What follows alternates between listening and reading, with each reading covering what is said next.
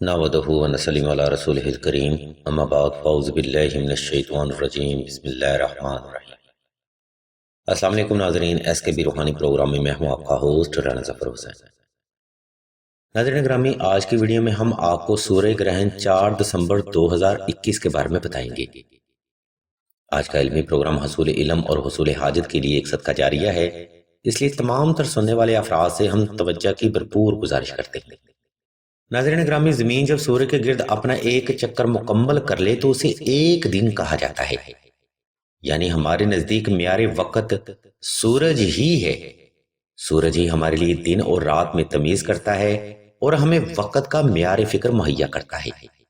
یعنی کہنے سے مراد یہ ہے کہ سورج ہمارے لیے کلاک کا کام کرتا ہے، اور سورج گرہن کی مثال اس وقت سے لی جا سکتی ہے کہ جس وقت کو وقت کے نحس اثرات کا سامنا ہوتا ہے، اور وہ سورج جب روح زمین پر اپنی روشنی کو وارد کرتا ہے تو اس وقت کے نحس اثرات بھی روح زمین پر اپنا گہرا اثر رکھتے ہیں۔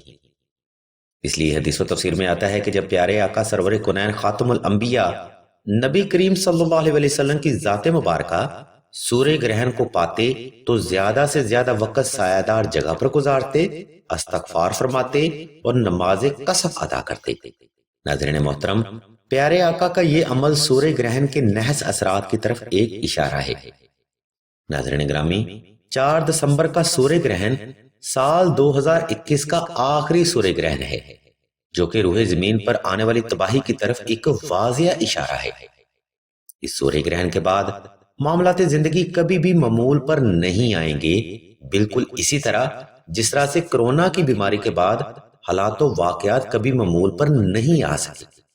اس لیے تمام تر برج والے لوگوں کو چاہیے کہ 4 دسمبر کا سورہ گرہن کے دوران حسب توفیق کچا راشن لازمی صدقہ کریں۔ صدقہ کرنا اور کثرت سے استغفار کرنا بھی حدیث و تفسیر سے ثابت ہے۔ کوشش کریں کہ اس دوران کم عمر بچوں کو اپنے پاس رکھیں، اور جو بہنیں حاملہ ہیں ان کو چاہیے کہ اس دوران سورہ کوثر کی کثرت کریں۔ انشاءاللہ اللہ کی رحمت سے ان کو آسانی حاصل ہوگی۔ ناظرین محترم، علم جفر کے مطابق سال 2021 کا سورہ گرہن تمام برج کے حامل لوگوں پر اپنا گہرا اثر رکھے گا۔ اس لیے تمام برج کے حامل افراد کو چاہیے کہ 4 دسمبر کا سورہ گرہن کے دوران بڑے فیصلوں اور سفر سے اجتناب کریں۔ علم جفر کا یہ عمل بھی حدیث و تفسیر اور روایات سے ثابت ہے۔ ناظرین گرامی، سورہ گرہن کا متواتر ہونا اہل زمین کے لیے ایک بہت بڑی تباہی کی طرف ایک واضح اشارہ ہوتا ہے۔ اس لیے اس وقت میں کوشش کریں کہ اللہ کی ذات کی طرف رجوع کرتے ہوئے رضا الہی کے لیے روزہ رکھا جائے، استغفار کی جائے اور نماز قصف کی ادائیگی کو ممکن بنایا جائے، تاکہ آنے والے وقت میں آپ کو اللہ کی رحمت حاصل ہو سکے۔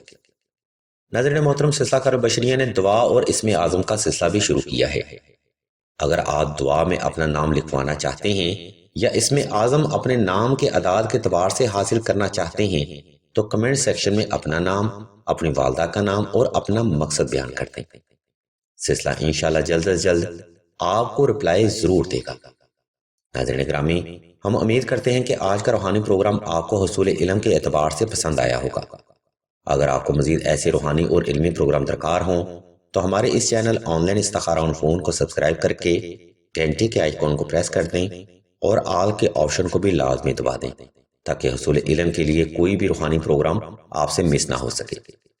ہم اللہ تبارک و تعالیٰ کے حضور دعا کریں گے کہ اس وقت میں تمام مسلمانوں کو اپنے حفظ و ایمان میں رکھیں اور تمام مسلمانوں کی تمام نیک اور جائز حاجات کو صدقہ محمد و آل محمد کی نسبت سے جلد پورا فرمائیں۔